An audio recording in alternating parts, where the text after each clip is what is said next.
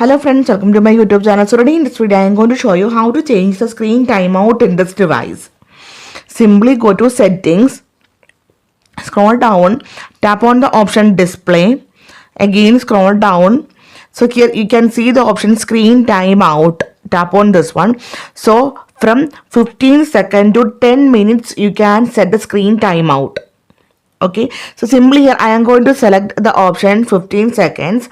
Actually you can see after the 15 second of inactivity of your device, the device will automatically turn off. You can see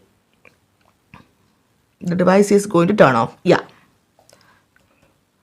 Okay, so this is the method to change the screen timeout. If you want to change to 30 seconds, you can change it. You can change to 1 minute.